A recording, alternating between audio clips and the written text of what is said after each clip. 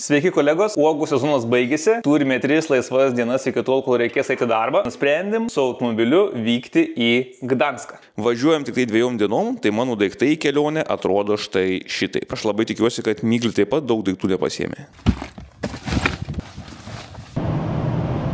Artėjom prie sienos, dabar Lenkijoje yra patikra. Šiaip aš dėl savęs tai esu ramus, kad pateksiu, viskas tvarkoja, bet truputėlį yra neramu dėl Miglės. Tikimės praeit.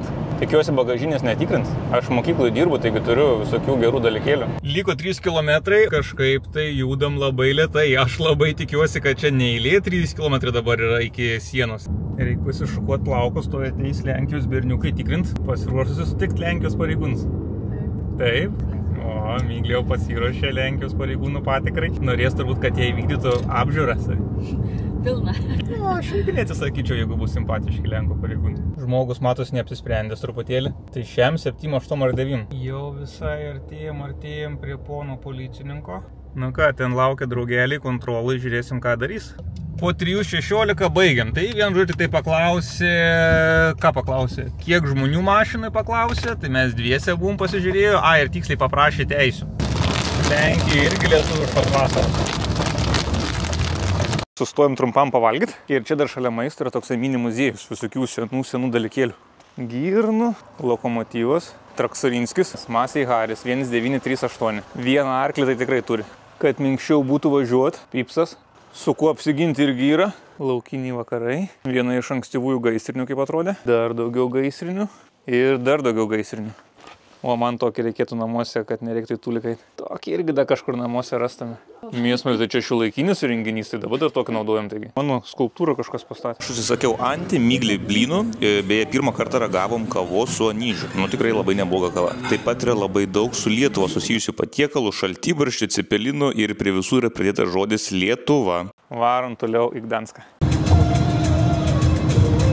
Važiuoti kelias tikrai nelabai palankus, ne dėl to, kad kelias būtų blogas, kelias tai visur tobulas. Kaimeliai. Kaimelis ant kaimelių.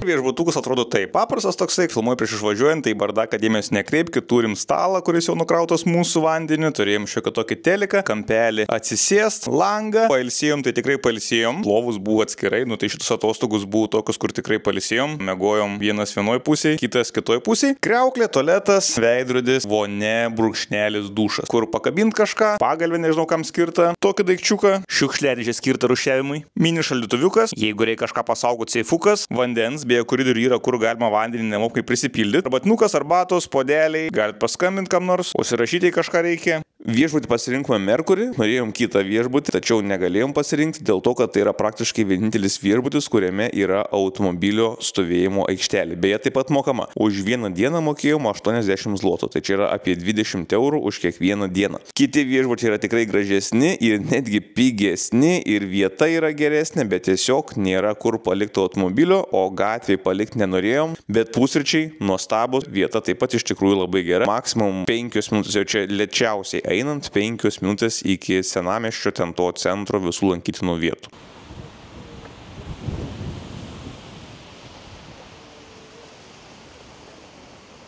Kiek vestuvinių spinelių, kaži, kai įsiskiria, jie reikia nupjauti, ar taip ir paliekam. Spėkit, kiek iš jų čia dar galiojančių.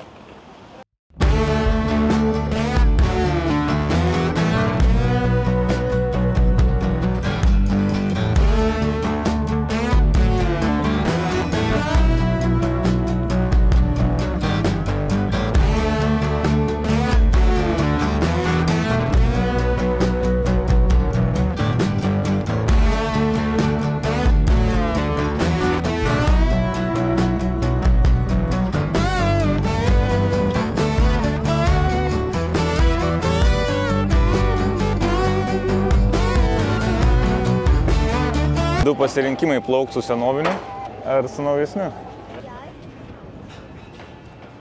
Čia dėl šitų mažylių pakėlė tą tiltą? Ne, dėl šito.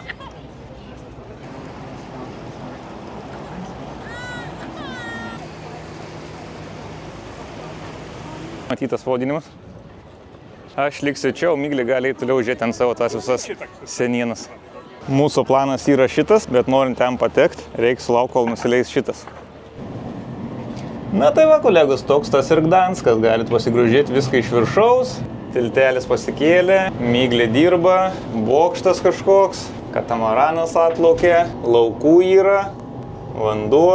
Yra mykmokų, kurios galima paspaudyti. Raudonai apibrėžtas, tai reiks spaust. Ten tokia vietelė kemperė matosi padaryta, tai skaitykit pačiam senamiestį, atvažiuojat, pasistatot ir jums čia viskas yra prie pat. Pasistatot, uostelis, kemperiuką paliekat, čia per tiltelį perinat va ir viskas, ir jūs jau esat, skaitykit senamiestį. O čia mūsų viešbutis Mercury.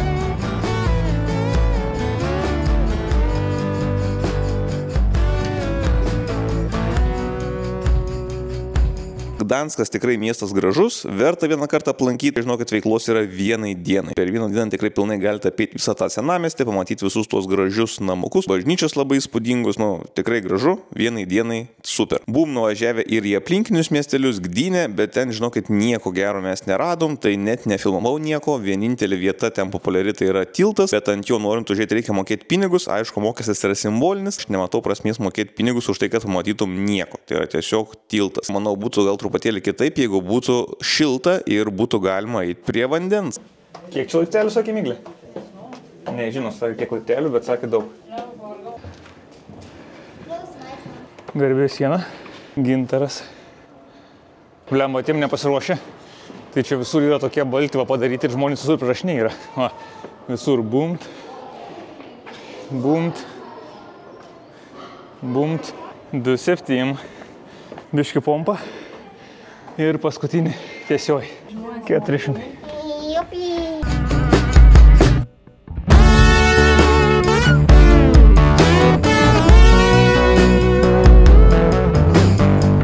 Mūsų viešbutis. Kainos tikrai geros, nėra niekas čia per daug brangu. Myglis rinko Pornstar kokteilį. Ne? Ai, Margarita. Aš kaip visą laiką Grimbergeną paragausiu. O, jeigu sakot pizza, tai va, 10 euriukų tikrai nebrangu.